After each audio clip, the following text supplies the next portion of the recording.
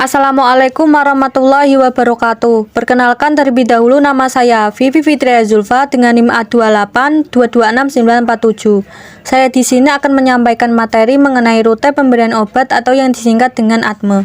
Materi ini untuk memenuhi persyaratan pada salah satu tugas mata kuliah Farmakologi Toksikologi 1 yang diampu oleh dosen Ibu APT Nur Anggraini Dwi Sasangka, MSc. Pertama, saya akan menyampaikan pengertian mengenai ATME. ATME adalah proses masuknya obat ke dalam tubuh sampai dikeluarkan dari tubuh. Obat dalam penyerapannya ke dalam tubuh meliputi beberapa proses.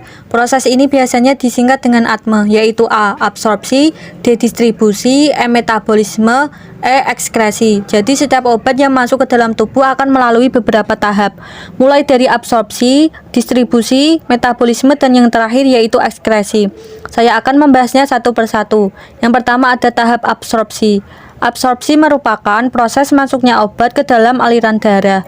Ada beberapa jenis absorpsi obat digolongkan berdasarkan cara penggunaannya, yaitu antara lain ada sublingual, peroral, perektal, topikal, inhalasi, dan parenteral atau suntikan. Pertama ada pemberian obat secara sublingual. Cara mengonsumsi obatnya tanpa ditelan, jadi cuman ditaruh di bawah lidah. Biasanya jenis obat yang ditaruh di bawah lidah adalah obat yang tidak stabil pada pH asam pada lambung yang dapat menyebabkan penyerapan menjadi kurang optimal. Kemudian absorpsi obat lewat sublingual, obat diabsorpsi langsung dari rongga mulut ke sirkulasi umum tanpa melalui hati. Contoh obat yang diberikan secara sublingual adalah gliseril trinitrat, insulin, dan peptida lain yang bekerja sangat efektif jika diberikan secara sublingual. Kedua, ada pemberian obat secara peroral, diberikan melalui mulut dan ditelan. Kebanyakan obat yang dikonsumsi secara peroral sebagian besar diabsorpsi di usus halus. Namun ada beberapa obat yang diabsorpsi lebih cepat di lambung. Contoh obatnya yaitu alkohol atau aspirin. Ketiga, ada pemberian obat secara perektal, memasukkan obat melalui anus. Pemberian obat dengan cara ini bertujuan untuk mendapatkan efek lokal maupun efek sistemik dan menghindari efek iritasi obat pada lambung. Obat yang diabsorpsi melalui rektum langsung masuk ke dalam sirkulasi sistemik tanpa melalui hepar. Keempat, ada pemberian obat secara perkutan dengan cara mengoleskan obat di atas kulit. Pemberian obat dengan cara ini dilakukan bila diperlukan efek lokal atau hanya untuk bagian tertentu pada kulit. Absorpsi secara perkutan yaitu obat masuk melalui kulit ke jaringan di bawah kulit, kemudian masuk ke dalam sirkulasi darah dengan mekanisme difusi aktif. Contoh obatnya adalah betametason. Obat ini biasa digunakan untuk mengatasi reaksi alergi dan mengurangi peradangan. Kelima, pemberian obat secara inhalasi. Teknik inhalasi atau dengan dihirup ini biasanya digunakan pada obat anestesi yang mudah menguap dan obat-obat yang memberikan efek pada paru-paru. Absorpsi obat secara inhalasi masuk melalui hidung ke paru-paru.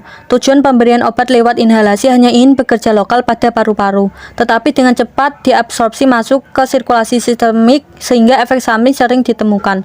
Contoh obat yang diberikan secara inhalasi adalah isoprenalin dan salbutamol. Dan yang terakhir ada pemberian obat secara parenteral atau suntikan. Cara pemberian ini digunakan jika pasien tidak sadarkan diri atau memerlukan kerja obat yang cepat. Ada beberapa jenis parenteral berdasarkan lokasi penyuntikan obat antara lain yaitu intravena melalui pembuluh vena, subkutan melalui hipodermis, dan intramuskular melalui otot. Tahap selanjutnya yaitu distribusi obat. Dalam proses distribusi ini, obat yang masuk ke dalam pembuluh darah akan didistribusikan oleh darah ke berbagai jaringan dalam tubuh. Ada beberapa faktor yang mempengaruhi distribusi. Satu, aliran darah. Organ dengan aliran darah terbesar berada pada jantung, hepar, dan ginjal. Hal ini menyebabkan pendistribusian obat pada organ lain seperti kulit, lemak, dan otot menjadi lambat. Kedua, permeabilitas kapiler. Distribusi obat tergantung pada struktur kapiler dan struktur obat. Terakhir, ada ikatan protein. Dalam pendistribusiannya, dalam obat yang berkontak dengan protein yang membentuk ikatan akan menyebabkan obat menjadi tidak aktif dan tidak dapat bekerja. Tahap selanjutnya ada metabolisme atau biotransformasi obat. Dalam proses tubuh mengubah obat menjadi lebih larut dalam air agar mudah dibuang dan dapat dikeluarkan dari tubuh.